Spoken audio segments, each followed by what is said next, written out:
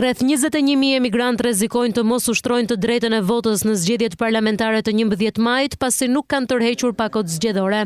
Prej tyre 11.000 janë për shkak të problematikave të lidhura me adresën, pra pasaktësi në adresë. Pjesa tjetër lidhet me ata votues që DL mund t'i ketë kontaktuar, nuk janë përgjigjur njoftimit apo mesazhit.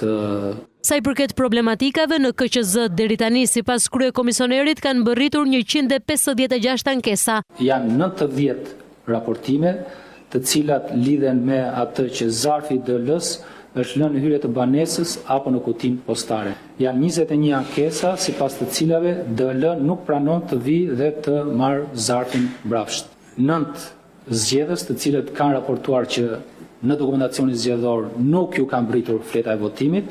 Celibashi pranoi problematikën e Greqisë dhe orientoi votuesit që nuk kanë marrë zarfin si të veprojnë. Te edhe problematikave të shumta që referohen nga Greqia, i kemi adresuar ato, po jo pak prej tyre kanë rezultuar që janë o të paqëna ose janë spekulative. Pra ata votues të cilët janë regjistruar dhe nuk kanë marrë asnjë komunikim, nuk kanë asnjë komunikim me DL-n, duhet që të kontaktojnë DL-n. Deri në 6 maj në Parkun Olimpik Feti Borova kanë mbërritur 144.000 vota nga emigrantët. KQZ bën thirrje 80.000 emigrantëve që nuk kanë dërguar zarfin, ta nisin sa më shpejt.